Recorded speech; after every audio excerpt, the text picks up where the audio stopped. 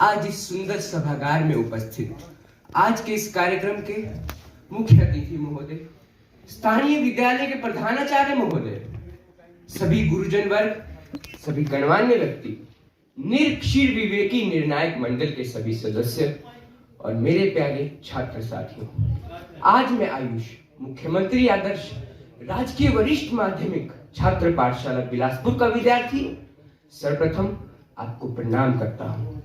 आज मुझे गौरवान्वित महसूस हो रहा है कि मैं अपने जिला बिलासपुर का प्रतिनिधित्व कर रहा हूं और आज मैं आप सबके सम्मुख जिस विषय को लेकर उपस्थित हुआ हूं उसका शीर्षक है राष्ट्रीय शिक्षा नीति और स्कूली शिक्षा। शिक्षा का शाब्दिक अर्थ है सीखने और सिखाने की प्रक्रिया। इस प्रकार हम कह सकते हैं किसी समाज में चलने वाली वह निरंतर प्रक्रिया जिसका उद्देश्य उस समाज में रहने वाले सभी नागरिकों को शिक्षित करना तथा उनकी आंतरिक शक्तियों में भी वृद्धि करना।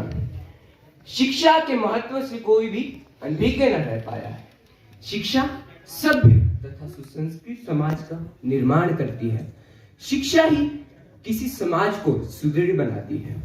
शिक्षा किसी बच्चे को सर्वप्रथम उसके माता पिता से प्राप्त होती है, जिसके पश्चात वे विद्यालय में जाकर उच्च कोटि की शिक्षा प्राप्त करते हैं, जो कि उनका विद्यार्थी के रूप में पहला पड़ाव होता है। गुरु गोविंद दो खड़े काके लागू पाए, गुरु गोविंद दो खड़े काके लागू पाए, बलिहारी गुरु आपने जिन गोविंद दियो बताए। इन शब्दों से हमें गुरु के महत्व का पता तो चल ही जाता है।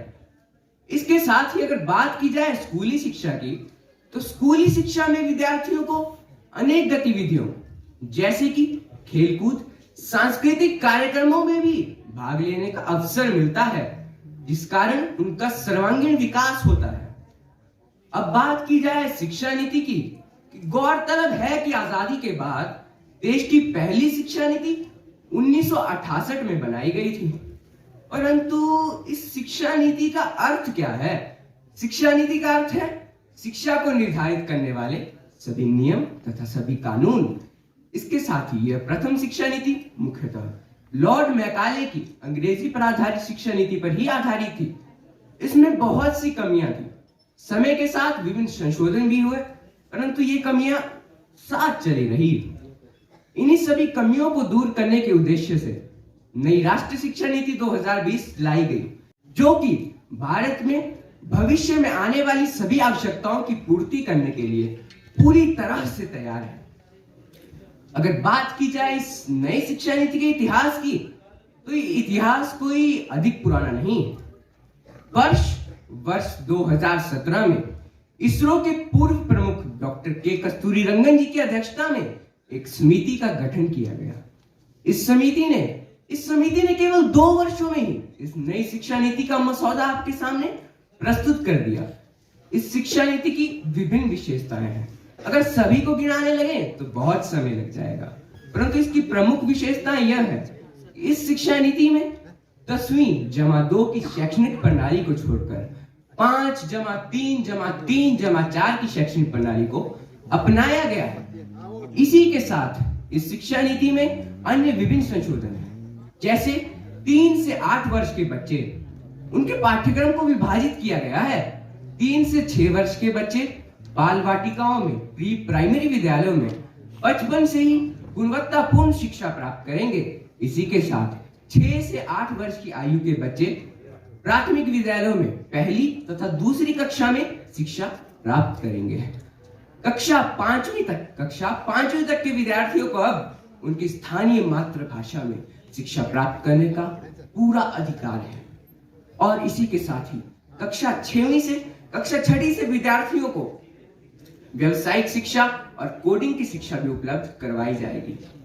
देश का पाठ्यक्रम सभी राज्यों का पाठ्यक्रम एनसीईआरटी द्वारा ही निर्धारित होगा और इसके साथ ही इस शिक्षा नीति में विभिन्न संशोधन किए गए हैं, जो कि भारत को एक नया भारत बनाने के लिए पूरी तरह से तैयार है।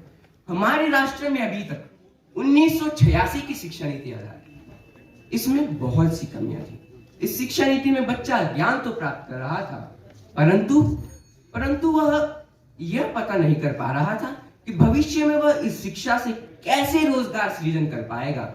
लेकिन इन सभी कमियों को पूरा करने के उद्देश्य से यह नई शिक्षा नीति लाई गई है। इसके साथ ही यह शिक्षा नीति 30 वर्षों के बाद आई है, जो कि भारत को एक नया भारत बनाने के लिए पूरी तरह तैयार है।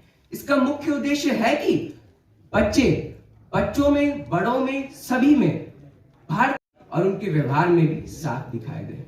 निष्कर्ष के रूप में तो यही कहा जा सकता है कि शिक्षा कभी न अस्त होने वाला एक सूर्य है, कि प्रत्येक व्यक्ति को प्राप्त होना अति आवश्यक है।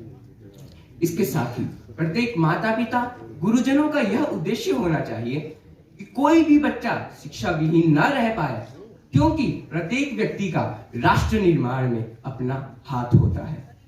अंत में मैं बस यही कहूंगा कि कुछ चाह थी, कुछ सपना था, कुछ चाह थी, कुछ सपना था, जीवन में कुछ कर दिखाने की, नई शिक्षा नीति की बात जो छिड़ी, हासिल कुछ नया कर जाने की। इन्हीं शब्दों के साथ मैं अपनी वाणी को विराम देता हूं। धन्यवाद। जय हिंद, जय भारत।